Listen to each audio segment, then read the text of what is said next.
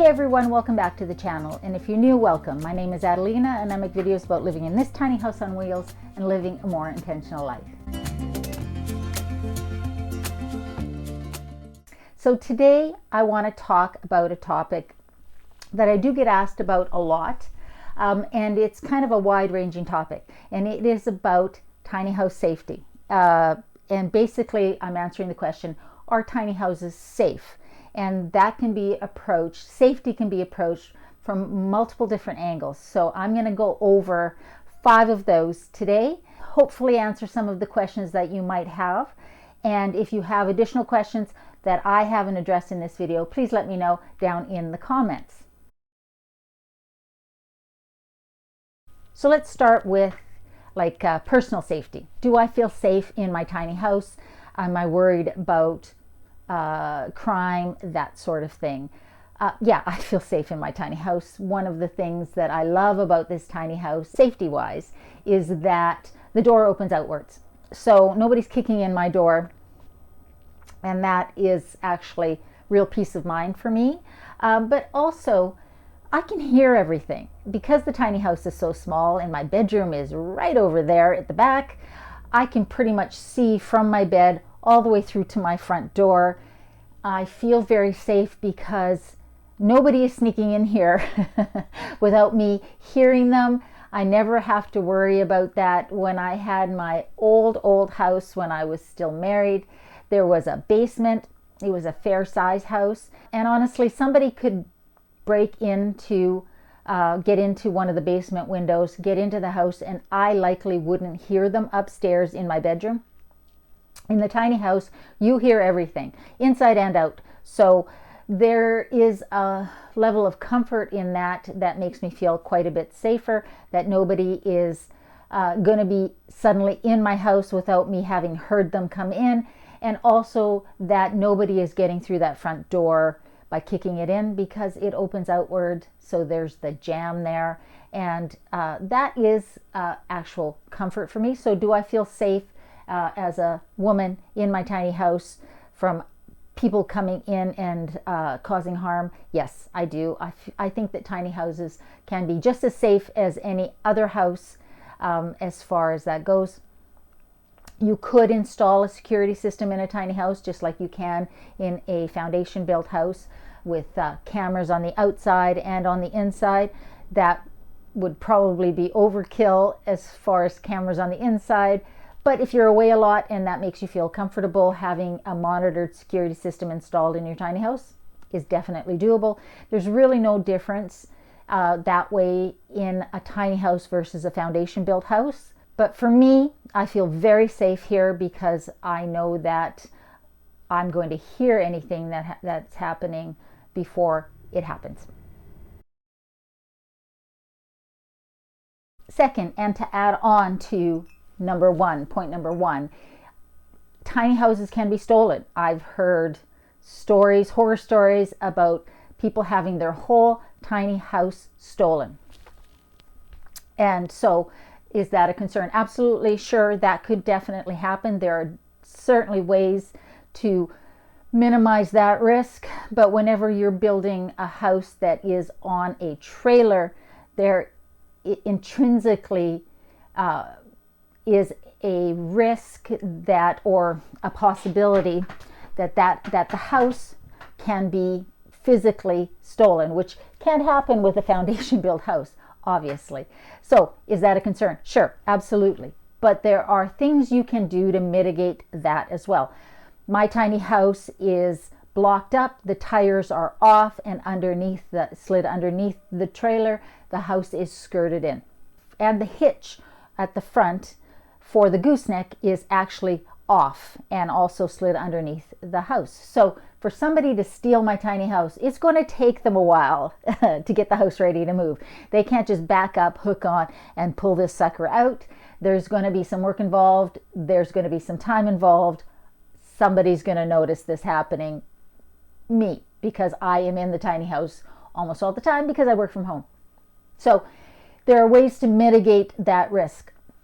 If your house is staying on its wheels and the hitch is staying on the trailer, you can get hitch locks. Some are more secure than others. I've watched videos on different types of hitch locks and which one is the best, the most secure, the least likely for thieves to get around. You can also put locks on each of the tires, things like that. You can put a GPS tracker onto your trailer, hide it on your trailer so that if the house does get stolen, it can be tracked. There are things you can do. You can put fences, gates, locked gates around your yard.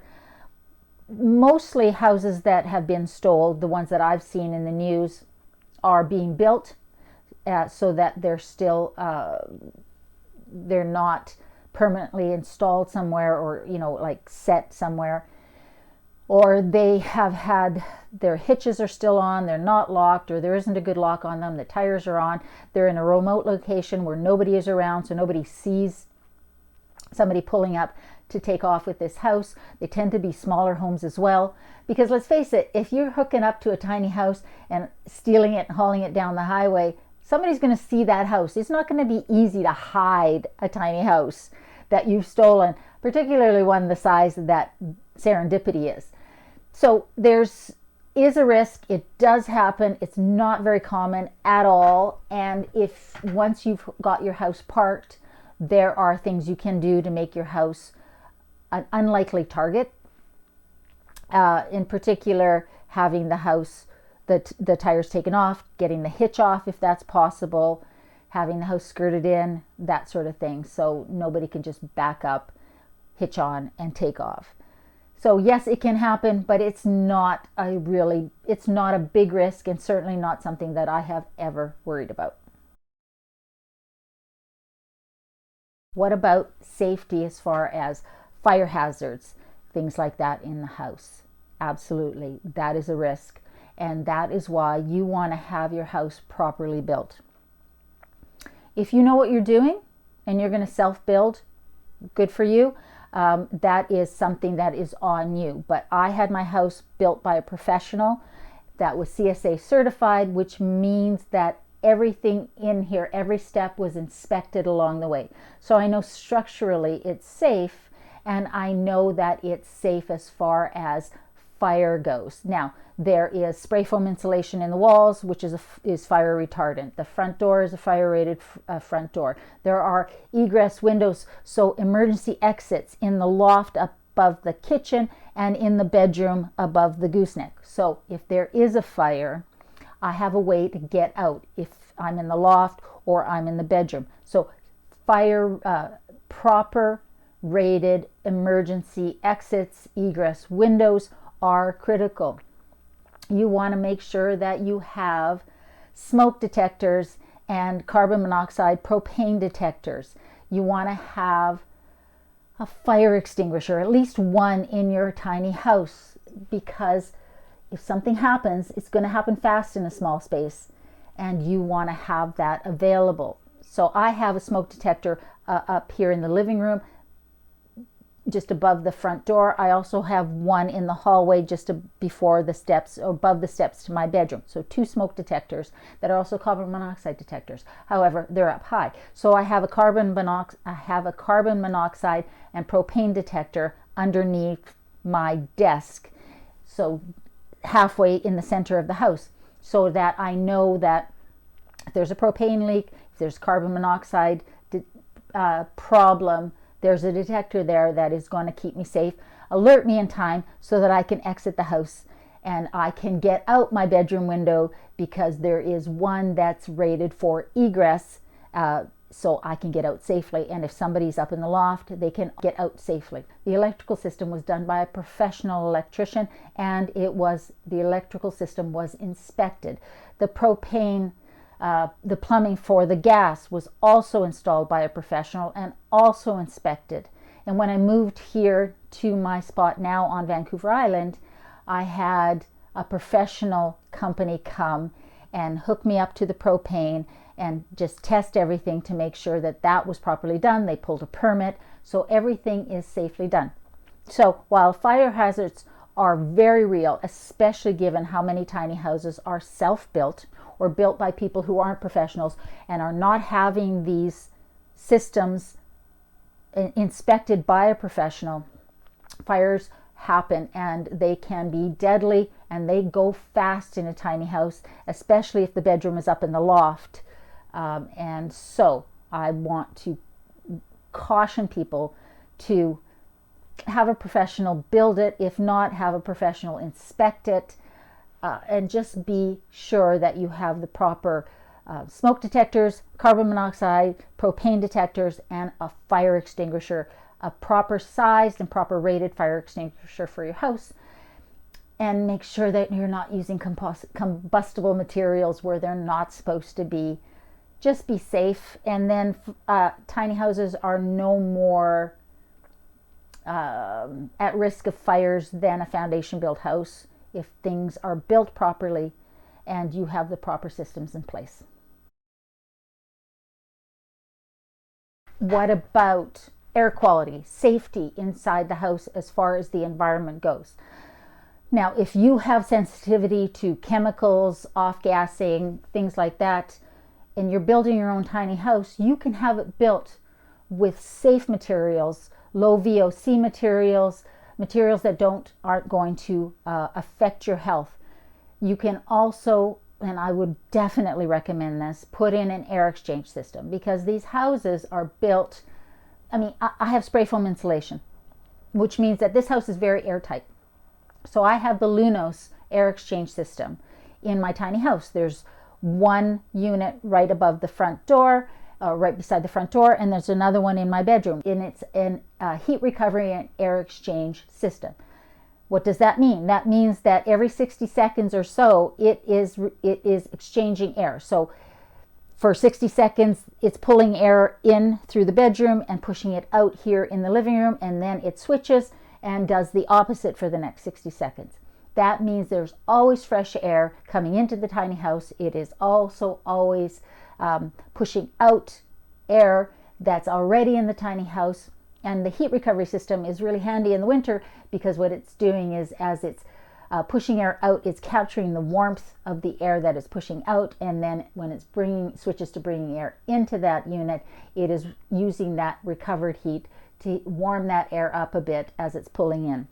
And so it gives two purposes, but my primary concern, and I think the primary benefit of it, is that air exchange system, because it's making sure that this house that is built very energy efficiently and sealed up tight is still getting that proper airflow through it.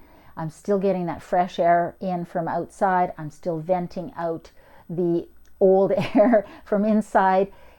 And it means that I am getting a good, safe air quality inside the tiny house. So you just need to be sure that you're doing that when you're building your tiny house, having your tiny house built, that you're putting in some sort of an air exchange system, some way to get fresh air into your tiny house. And again, I would say that having those CO2, propane detectors in your tiny house are also critical for having a safe environment inside your tiny house, because they make sure that the air is safe. And you can put in, HEPA air filters into your furnace, or have a freestanding one, that sort of thing. But the air exchange system is the number one. Obviously, having lots of windows that open help bring fresh air into your tiny house, but in the winter, you may not want to have those windows open. So yes, the safety of the environment inside the tiny house is something to be thinking about and putting in place when you're designing and building your tiny house. And finally, let's talk about safety in weather events, safety in storms, things like that. I've heard this many times, that tiny houses are not safe in strong winds, in hurricanes, storms, things like that. Sure, they're a smaller unit that is not anchored to the ground, and so therefore there are those considerations. Keep in mind that a properly built tiny house is built to withstand the sheer force of going down the highway at highway speeds. And that has been likened to a hurricane, going through a hurricane. So they're built to withstand that structurally. A lot of tiny houses have metal strapping built into the framing that holds everything secure. My house has got the spray foam insulation, which does the same thing. It is a very solid unit, and therefore I don't worry about it in high winds or anything like that. I have been in some pretty high wind situations. In Calgary, where I was parked for 3.5 years, I was up on a hillside. We got some really serious windstorms.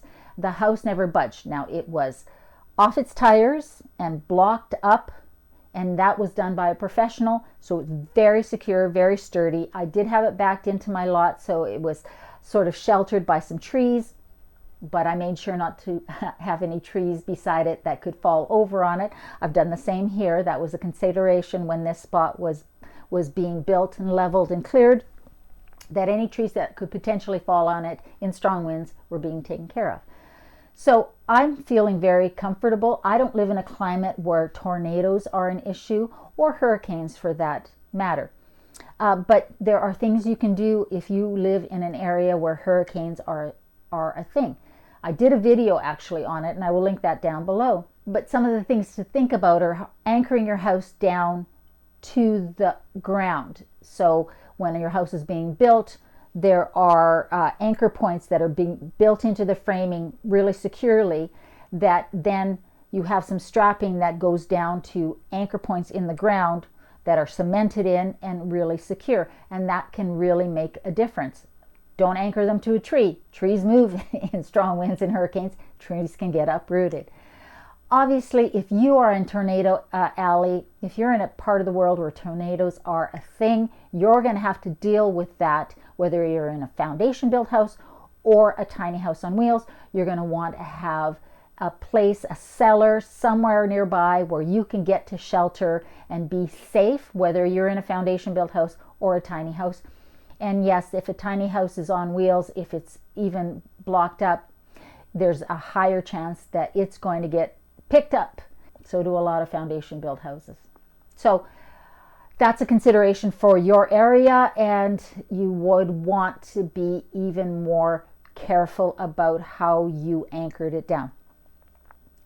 Keep in mind that when you are in a tiny house and it's still got its wheels on and there is a major storm event heading your way, you can also hitch up your tiny house and move it out of harm's way, which you can't do with a foundation built house. So there is that you have that you don't get with a foundation built house.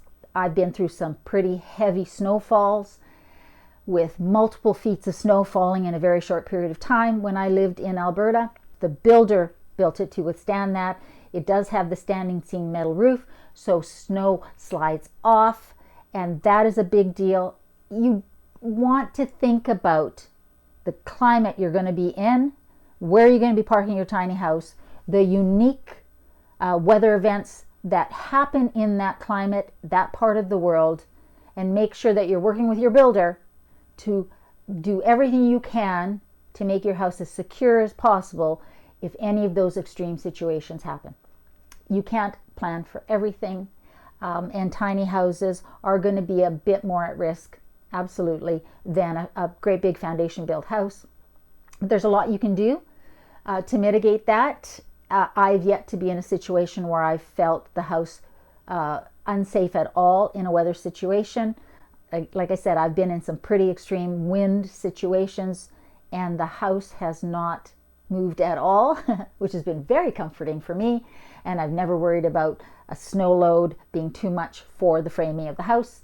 It is built to withstand what I knew I was going to be in, and that is my advice to you when you're building a tiny house. Make sure that the person who's designing the framing and the structure knows what they're doing. Make sure you're using materials that are appropriate, and make sure that when you are situating your tiny house, you're doing everything you can to mitigate the risks based on the area that you're in.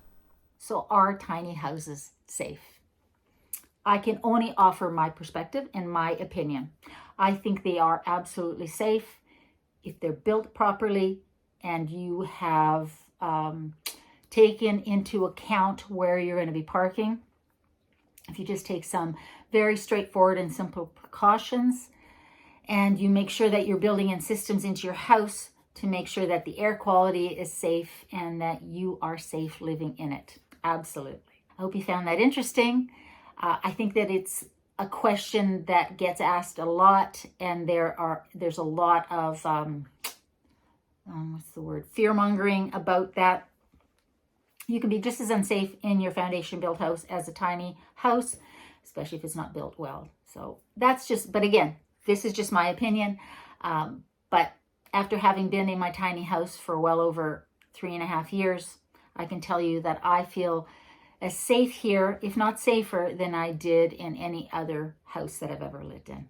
So guys, I hope you're doing well. I hope you're staying safe. Remember, in a world where you can be anything, be kind, because this world needs more kindness. I love you guys, and I'll see you next Sunday.